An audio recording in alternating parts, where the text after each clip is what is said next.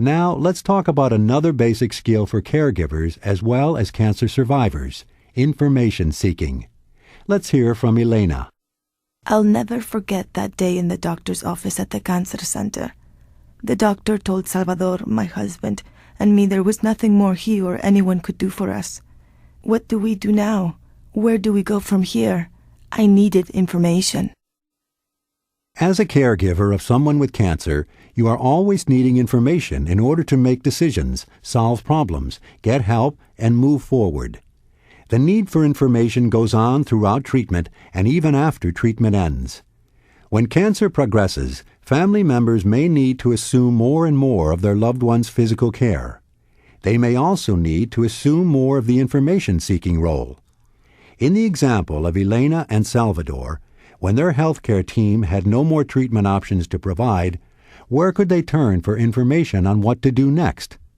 I knew after that visit with the doctor that I needed help to deal with Salvador's physical needs. I needed a plan for Salvador's care. I needed information in order to decide what was best for Salvador, our children, and me. The doctor mentioned hospice. I didn't know what hospice was. It turns out that hospice is a special kind of care designed to provide support for people in the final phase of a terminal illness. Hospice would offer my husband and me care that would focus on quality rather than length of life. I also knew I needed to call my insurance company. I remembered that I had worked with a case manager in the past in order to get Salvador's experimental therapy covered by insurance. Lifting Salvador on my own at home was really hurting my back. His physical care, like bathing, was becoming more than I could do by myself. I didn't dare fall asleep at night for fear Salvador would wake up and try to get out of bed on his own. He was getting more and more confused at times, especially at night. I was exhausted and sad. I wasn't taking care of myself like I should. If this were to go on, I would be in bed next to Salvador. I knew that I didn't want to end up sick also. Our children live away from us. Our girls are busy working and raising their own young children. Our sons are busy with their jobs and family. I was concerned about Salvador and me becoming a burden on our children. The case manager at the insurance company was able to explain Salvador's coverage to me. I asked about hospice, nursing homes, and attendant or live-in care coverage. She was helpful, but I still needed more information. The oncology social worker was able to provide more information about hospice. She gave me information on nursing homes and agencies that provide in-home help and assistance. She answered my questions and helped me understand the different kinds of services that are available. We looked at the options and what effect they would have on Salvador and me. She helped me to give permission to myself to think of my needs as well as the needs of Salvador and my children. I don't honestly think that I had ever considered my own needs until this time, at least not without feeling guilty. This brought up other questions we needed to have answered. How could I give Salvador the best care and the care that he wanted while still taking care of myself?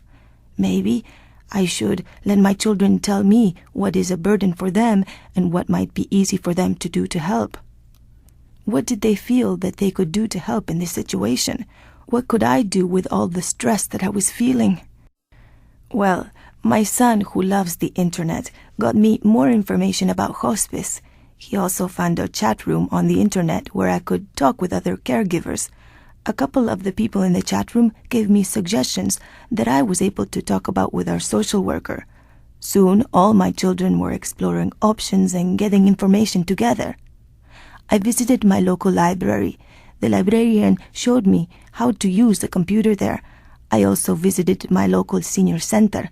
The people there were very helpful with information on local nursing homes and even had a list of private duty attendants who had been screened and other resources.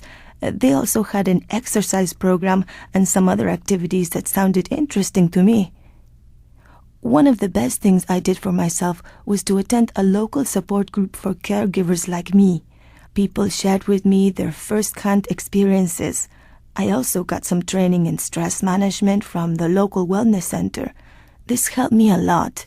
I knew that I needed to make sure to get some exercise and do other outside activities every day to get my life back in balance. With each place I went for information, I had to judge how good the information was and if the information really fit my own situation. Hearing some of the same information from several sources helped me feel good about that information.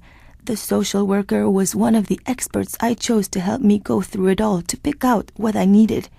Salvador and I met with our children to talk about this next phase of our lives with cancer. We discussed Salvador's needs. We discussed his insurance coverage. We then laid out all the options on the table with all the information I had gathered. My children had many questions. I was surprised, and I think they were too, at how much I knew. Making these decisions was not easy, but it felt like we were going into things with our eyes wide open. I think our expectations were more real than they might have been without the information we had gathered. We also felt that we weren't locked into any one thing. I was very proud of my children and myself for how we were able to handle this new situation. I'm sure Salvador could see how much we all loved him and treasured every day with him. Let's review what Elena was able to do that helped Salvador, their children, and herself. She took the time she needed to get important information. She put together a good team to help her. This team included the nurse, case manager at the insurance company, social worker, children, support group members, and librarian. She was willing to ask questions and explore options. She checked the value of information she was getting by looking for more than one opinion. She looked at information from different sources and checked to see if it agreed. She chose a reliable expert, her social worker, a person she trusted and with whom she could discuss information and receive feedback. She was creative in her approach and used all resources available to her. And she didn't do it alone. Elena sought help through her team and her family. The family benefited from the information that Elena was able to gather. They made their decisions as a team. As you know, a diagnosis of cancer requires a lot of important decisions. Making decisions about treatment options and life choices is a major challenge for caregivers and cancer survivors. But a growing number of people who get cancer are without family members. Either family is at a great distance away, or families have grown apart, so no family member is close by to provide care. This is when friends and neighbors can step in to fill caregiving roles that might otherwise be provided by family. Let's listen to two longtime friends, Sandra and Jean, talk about how they manage this kind